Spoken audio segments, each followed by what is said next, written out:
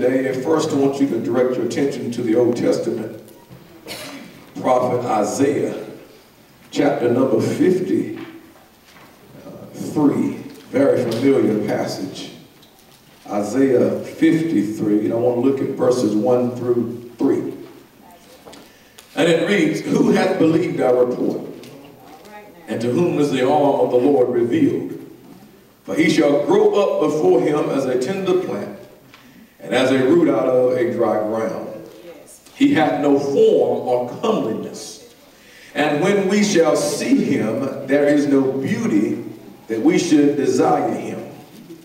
He is despised and rejected of men." I need for you to note that word rejected.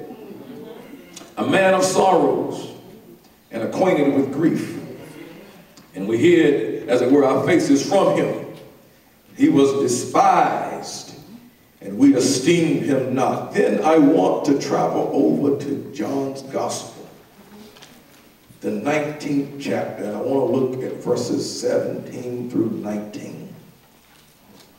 And it reads, "And he, bearing his cross, went forth into a place called the place of a skull, which is called in the Hebrew Golgotha, where they crucified him, and two others with him, on either side one, and Jesus in the midst," or in the middle.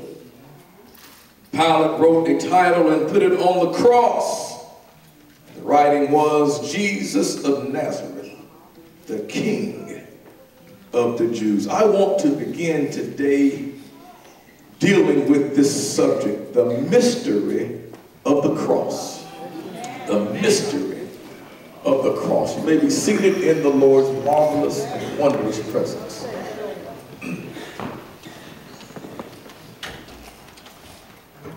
The biblical definition of cross is an upright wooden stake or post on which condemned people were executed.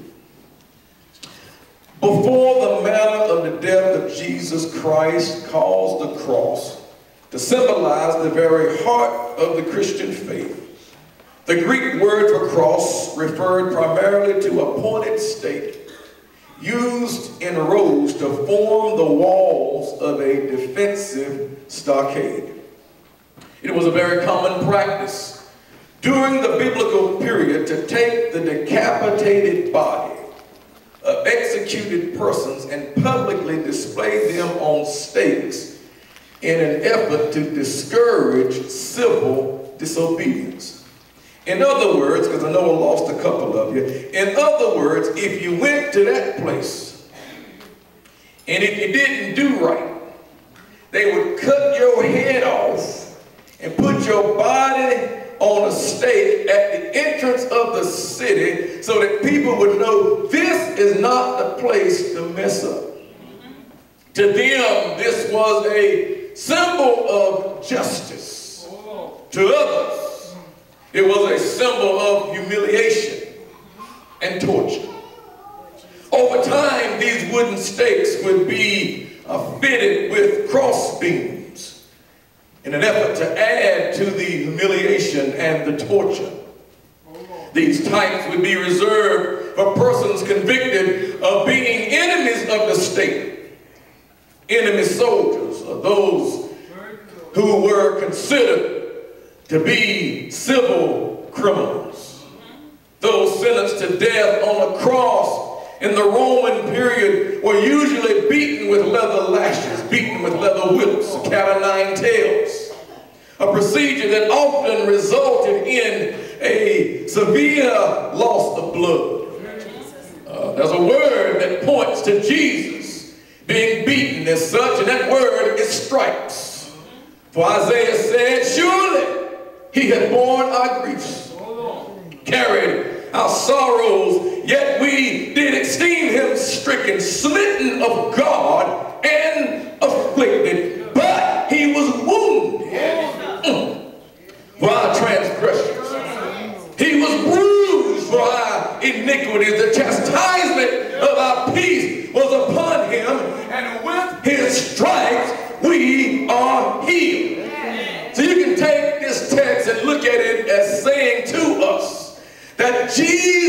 died for what we did. Amen. Jesus died for all the stuff that was within us. And Jesus died for the condition or state caused by it all. After being fastened to the cross, being on the ground with ropes, or in rare cases, they would drive nails through the wrist. The naked victim was then hoisted or lifted up with the cross being against the standing vertical stake. Then a block or peg would be used to fasten to the stake, and they'll make a crude seat out of this peg or block. Then they would take the feet and either nail them to the stake or tie them to the stake. But as cruel and as humiliating the cross was, Jesus would transform it from an object of shame into the vehicle of our salvation. Somehow, Minister Wooten, Jesus took what had been reserved for criminals and sanctified it. Paul, it is Paul who makes it very clear to us that every grave is the result of sin. Had there been no sin, then there'd be no death. If there had been no sin, then we would most likely have been translated like Enoch and Elijah. Those of us in here that know some Bible are familiar with how these two men never saw death, but they were taken away by God. But through Adam, the federal head of the human race, sin came into the world, and death has come upon all men, for all men have sinned. Beloved, you've heard me say so many times that we need not walk around and act like we've never messed up. All of us have sinned. All of us have messed up. All of us in here and out there have fallen short. All of us have missed the mark.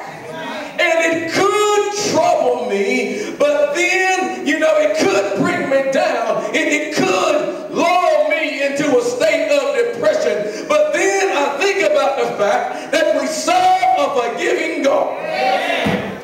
I could get down and depressed about my past, but then I think about the fact that the God that I serve loved me so much. He wanted me back so much. I was so valuable to him that he sent his only begotten son to die for me. That's why I don't need or rely on another person to make me feel valuable. I believe I'll say that again. That's why. When I think about what Jesus did for me, that's why I don't need or rely on another person to make me feel valuable. That's why I don't need anybody in here to validate me. See, I know I'm special. Go ahead and put your hand in your chest and say to yourself, I know I'm special. See, some of y'all ain't even do that. See, that's what's wrong with you now. You got folk telling you that it takes them to make you somebody. See, some of you right now are relying on being in somebody's group, somebody's gang, or somebody's clique to make you feel like you are somebody. But I don't need to belong to anybody's gang. I don't need to run with anybody. I know that I'm somebody. I know that I'm special. I know that I'm valuable. I am all that. Oh, yes, I am. See, some of you are believing what other folks say about you. But I believe what the word says about me. I'm the head and not the tail. I'm above and not beneath. I'm a lender, not the borrower. I'm a joint heir with Jesus Christ. I'm wonderfully and fearfully made. I don't know about you, but